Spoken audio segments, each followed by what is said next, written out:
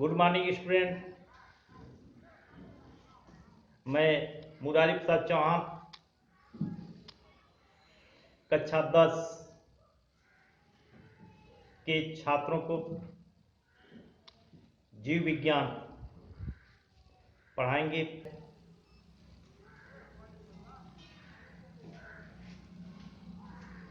यह जो जीव विज्ञान का प्रथम पाठ है, जैव प्रक्रम लाइफ प्रोसेस,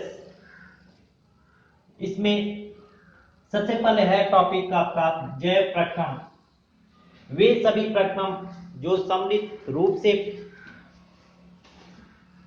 अनुरक्षण का कार्य करते हैं उसे जैव प्रक्रम कहते हैं। यानी जो भी जीवधारी होता है, जीवधारियों में जो आपके समस्त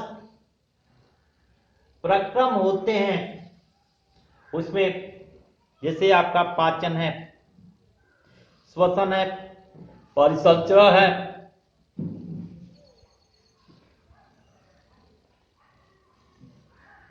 ब्लड सर्कुलेशन है, उत्सर्जन है, ये सभी सम्मिलित रूप आपके जैव प्रक्रम के अंतर्गत आते हैं। आपके प्लांट के केस में हो या आपके एनिमल के केस में हो, वे सम्मिलित रूप में ये प्रक्रम आते हैं।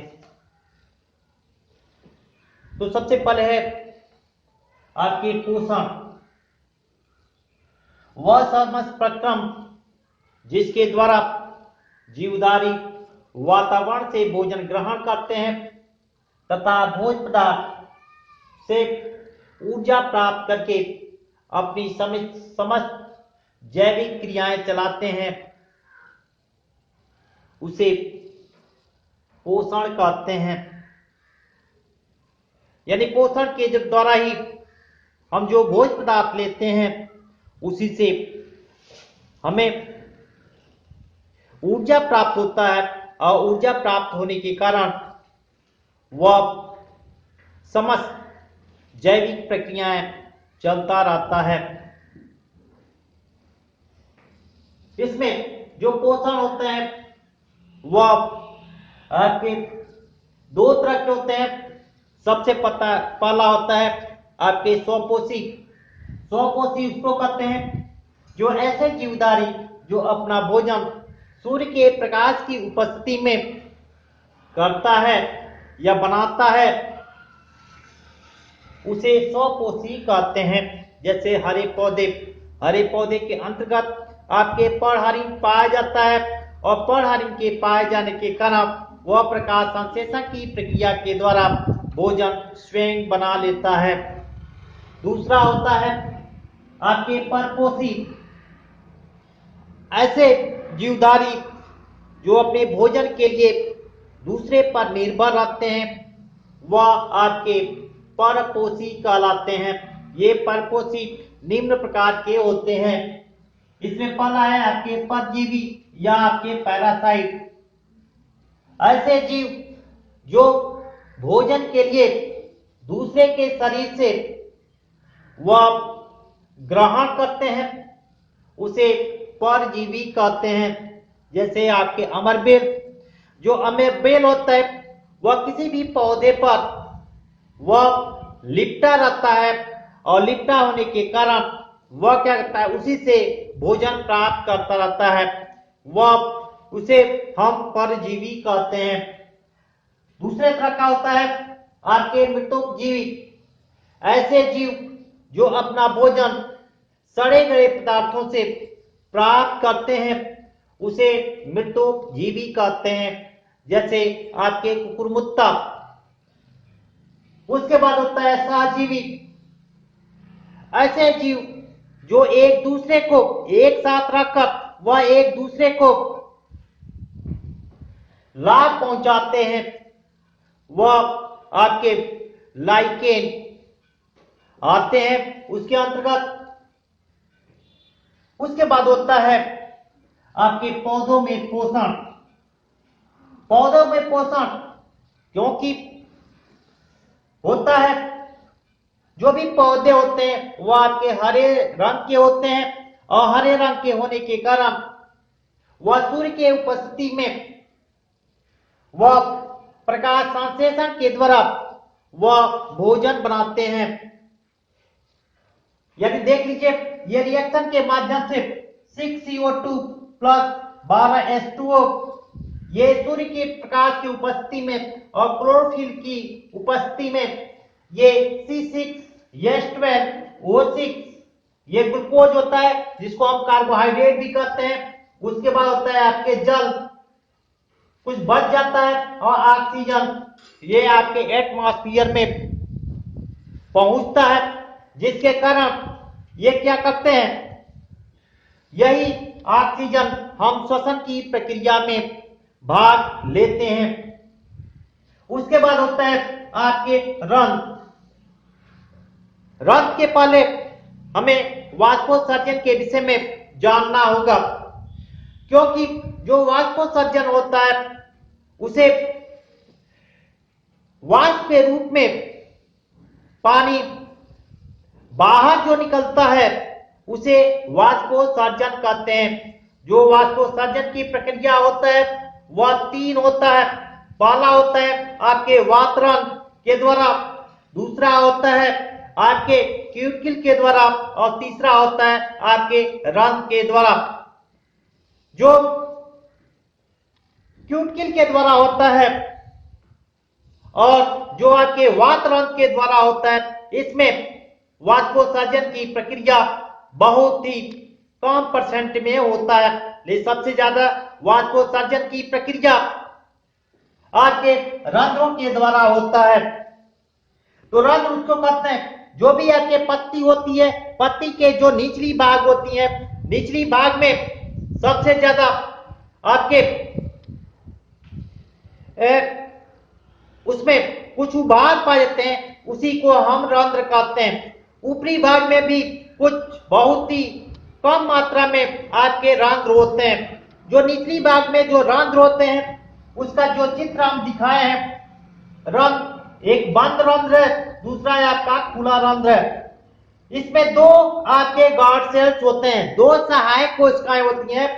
ये सहायक कोशिकाओं के स्पीड या आपके शीतलन और फैलाव के कारण उसी के द्वारा आपके जो भी गैसेज होते हैं या पानी वाष्प के रूप में बाहर की निकलना होता है या बाहर से कुछ लेना होता है, तो ये आपके जो स्टोमेटा ओपनिंग होता है, स्टोमेटा ओपनिंग के द्वारा आप क्या करेंगे, वाष्प बाहर ले सकते हैं या वाष्प को अंदर ले सकते हैं। ये आपके 2 आपके सहायक कोशिकाएं होती हैं। एक आपके रंध्र में केवल 2 ही गार्ड सेल्स पाए जाते हैं। जंतुओं के में पोषण कैसे होता है उसके विषय में हम जानकारी देंगे। इसके पहले वाले वीडियो में आप देखे हैं कि पोषण क्या होता है और पौधों में पोषण की अभिक्रिया कैसे होती है। तो इसमें हम जंतुओं में पोषण की अभिक्रिया कैसे होगी, तो जो भी आपके जंतु होते हैं वह जंतु विषमपोषी होता है और ये अपना भोजन अन्य जीवों पर ही निर्भर रहता है, उसी से वह भोजन प्राप्त करता है। इसे जो भी आपके पोषण की अभिक्रिया होती है वह 3 तरह का होता है। पहला होता है आपके शाकाहारी जंतु, ऐसे जंतु जो अपने भोजन के लिए केवल पौधे तथा उनके उत्पादों को ग्रहण करता है, वह आपके शाकाहारी जंतु कहते हैं। जैसे गाय है, भैंस है, बकरी है, ये क्या करते हैं, वह हरे पौधे पर ही उसे चारा लेकर अपना भोजन ग्रहण करते हैं। दूसरा होता है आपके मांसाहारी जंतु। ऐसे जंतु जो केवल दूसरे जंतु का मांस भोजन के रूप में खाते हैं उसे मांसाहारी जंतु कहते हैं। जैसे आप देखते हैं कि सेब, चीता, मेढक, ये छोटे छोटे कीड़े मकोड़ों या कुछ आपके बड़े जो जानवर होते हैं उसी को ये भोजन, उसी के मांस को ये भोजन के रूप में ग्रहण करता है। तीसरा होता है आपके सर्वाहारी जंतु। सर्वाहारी जंतु उसको कहते हैं जो अपना भोजन पौधे और अन्य जंतुओं से के मांस से लेते हैं, वह आपके सर्वाहारी कहते हैं। अर्थात जल और जो वनस्पतियां होती हैं उसको भोजन के रूप में ग्रहण करना आपके सर्वाहारी के अंतर्गत आते हैं। जैसे आपके मनुष्य है, कौवा है, कुत्ता है, भालू है, ये सभी आपके सर्वाहारी जंतु के अंतर्गत आते हैं। अगला टॉपिक ये है कि जंतुओं में पोषण के प्रक्रम के चरण बताइए। चरण क्या है? तो इसके 5 चरण होते हैं। जैसे सबसे पहला होता है अंतर्ग्रहण। अंतर्ग्रहण में भोजन को हम ग्रहण करते हैं। जैसे मनुष्य को ही ले लीजिए, तो मनुष्य क्या करता है, वह रोटी चावल लेता है तो उसको क्या करता है, पहले कुतरता है। कुतरने के उपरांत उसको छोटे छोटे भागों में तोड़ता है, उसमें सलाइवा मिलाता है, उसके बाद ही उसको पाचन के लिए वह भेजता है। वैसे ही जो आपके एक कोश की जीव है, जैसे मान लिया अमीबा है, तो वह क्या करता है, पानी के साथ कुछ भोजन को वह ग्रहण करता है। वैसे ही जो बहुकोश की जीव भी है तो वो भी क्या करते हैं, भोजन के रूप में उसको ग्रहण करते हैं और ग्रहण करने के बाद ही वह पाचन की क्रिया में उसको प्रयोग करते हैं। दूसरा होता है आपके पाचन की क्रिया। पाचन की क्रिया जो हमने भोज्य पदार्थ लिया हुआ है, जो बड़े पार्ट थे उसको छोटे पार्ट में तोड़ने के उपरांत जब हमारे बॉडी के अंतर्गत वह आता है, तो आने के उपरांत क्या होता है, उसको छोटे छोटे भागों में उसको कुतरा जाता है, वह लेई के तरह से बनाया जाता है और लेई के तरह से बनाने के उपरांत वह क्या करता है, हम उसको आंत तक पहुंचा देते हैं। आंत तक पहुंचाने के उपरांत ये अवशोषण की क्रिया होता है। अवशोषण की क्रिया में जो भी आपके पचित भोजन है वह क्या करते हैं, जब आंत में पहुंच जाते हैं तो पहुंचने के उपरांत वह उसमें से जो भी आपके जरूरी मटेरियल्स होते हैं वह ब्लड के द्वारा वह उसमें आंत के द्वारा उसको से एब्जॉर्ब कर लिया जाता है और उसको ब्लड में भेज दिया जाता है। ब्लड क्या करता है, ब्लड बॉडी के पूरे बॉडी के अंतर्गत, क्योंकि वह पहुंचता है और पहुंचने के बाद वह पूरे बॉडी में वह जो आपके आवश्यक पदार्थ है वह पहुंच जाता है।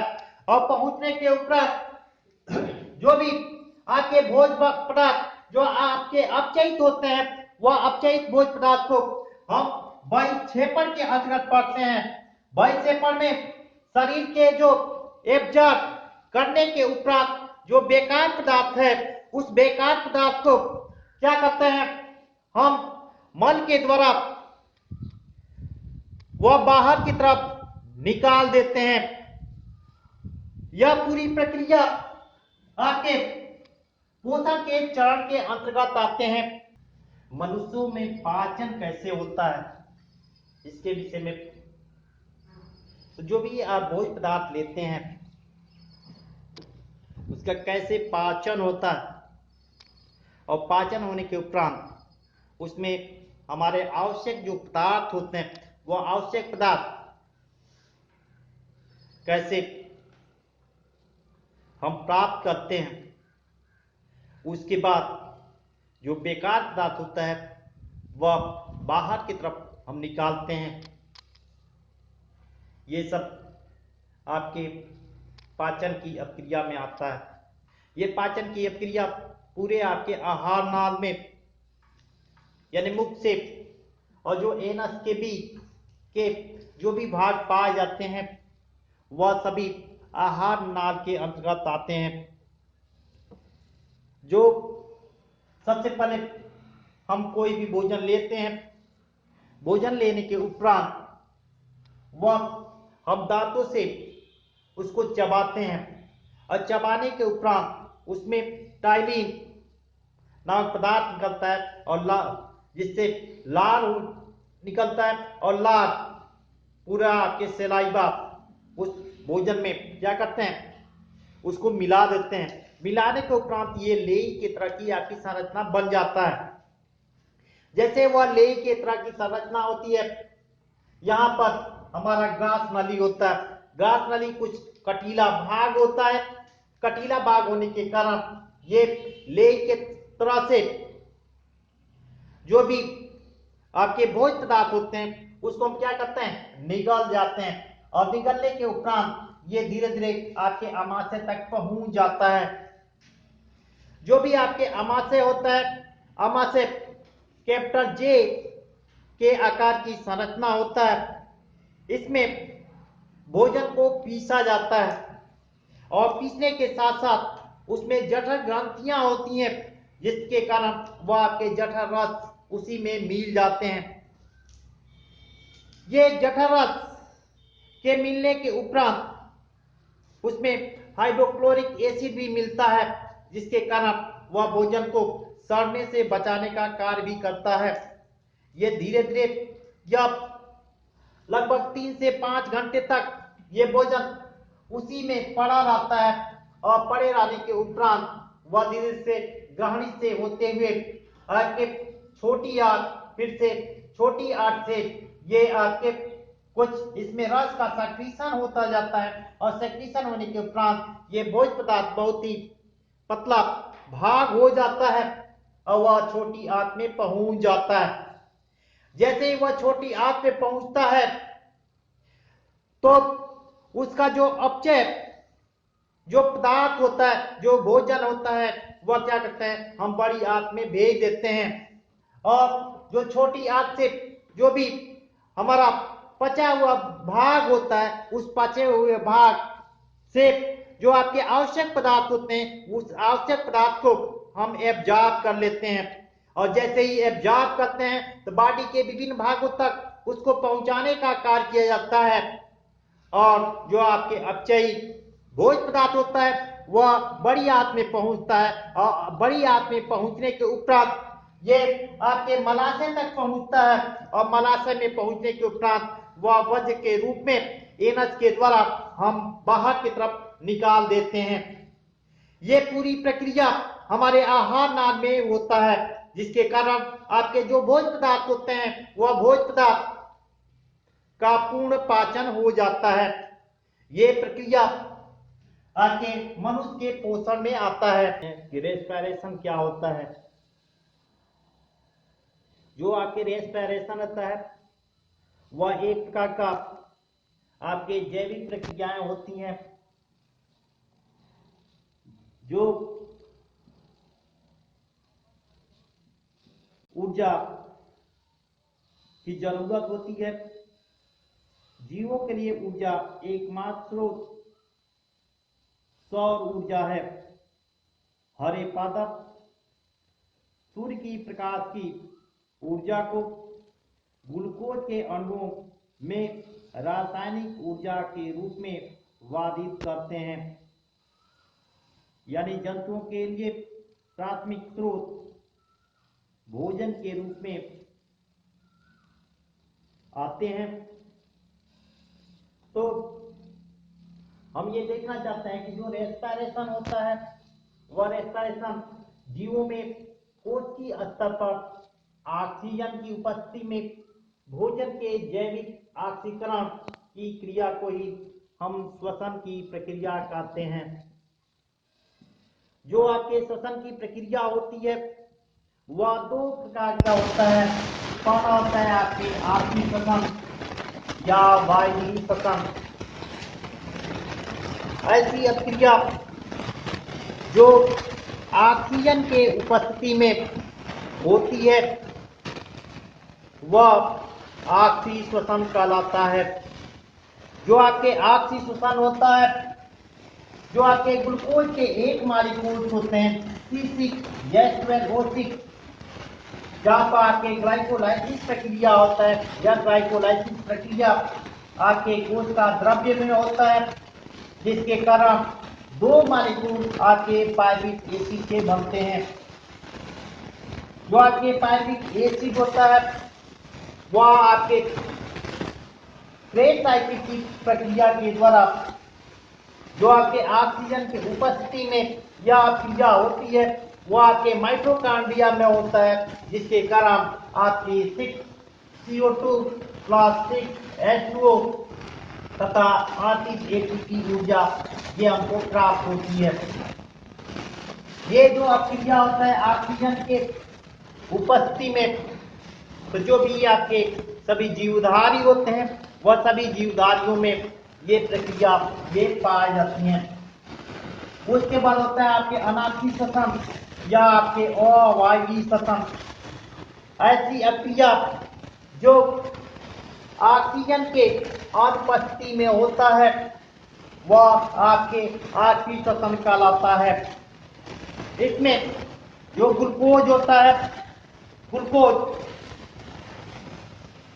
ग्लाइकोलाइसिस के द्वारा जो आपके कोश का द्रव्य में होता है वह आपके पायरुविक एसिड के दो मॉलिक्यूल्स होते हैं, और ऑक्सीजन के अनुपस्थिति में जो आपके ईस्ट होता है, ईस्ट में ये क्या करता है आपके एथिल एल्कोहल का फॉर्मेशन कर जाता है, यानी C2H5OH बनता है और कार्बन डाइऑक्साइड बनता है, और जिससे हम दो ATP का निर्माण करते हैं, उसी से हम ऊर्जा प्राप्त करते हैं।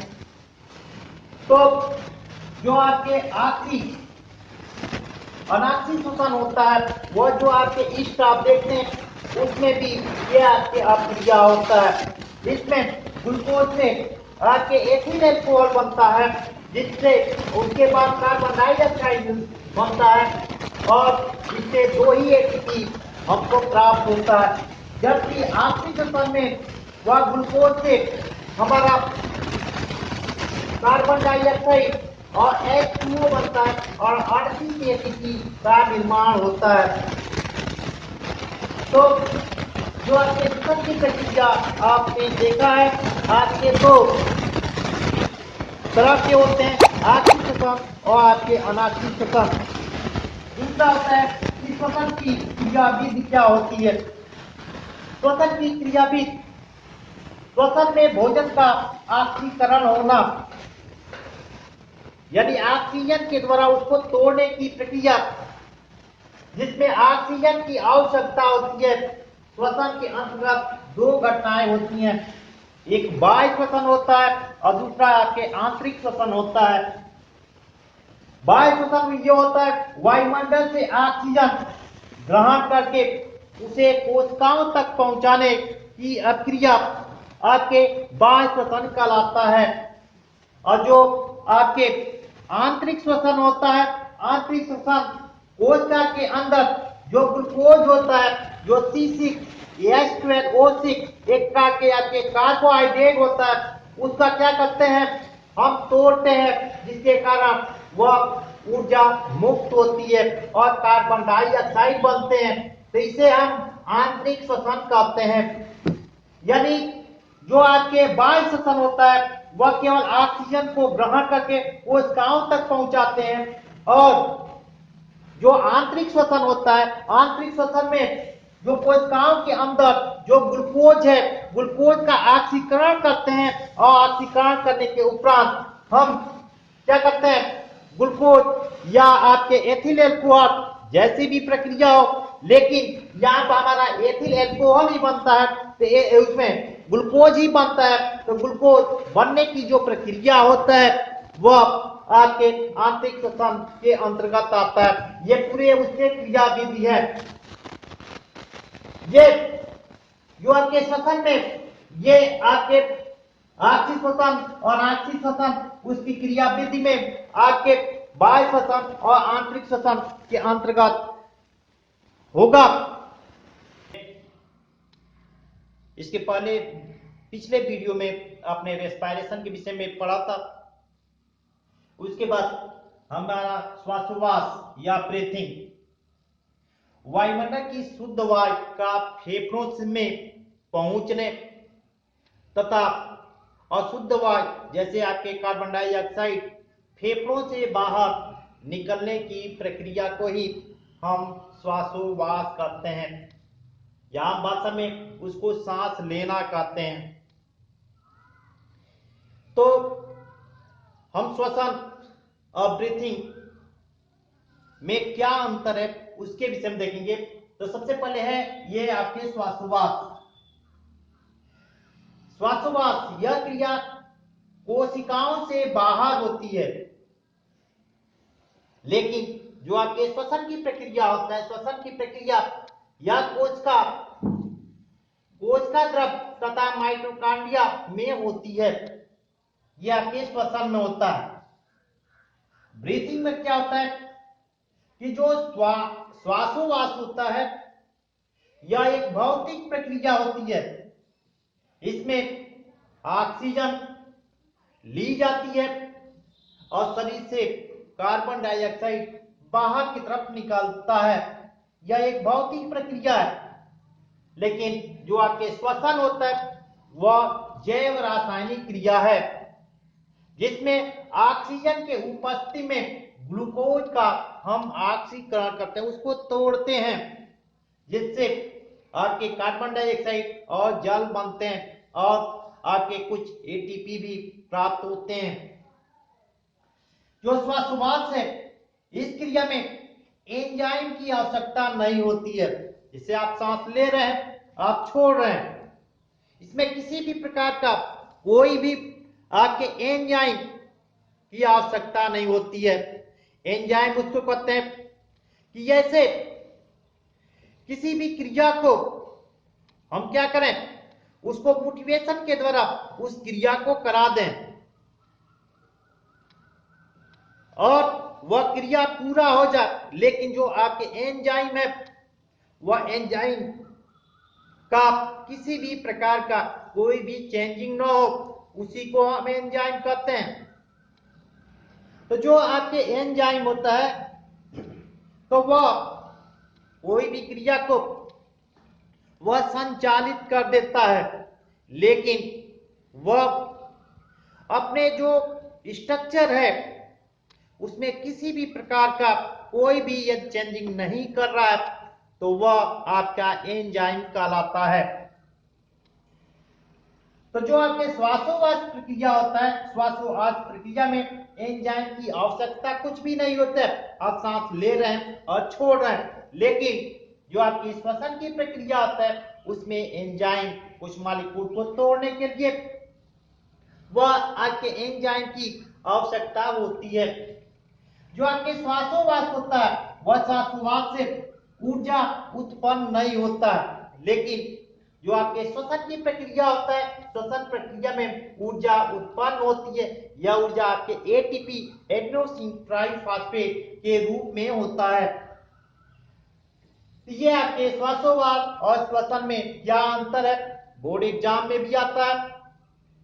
उसके बाद होता है आपके श्वसन और दहन। श्वसन आप जानते हैं, दहन मतलब होता है जलाना।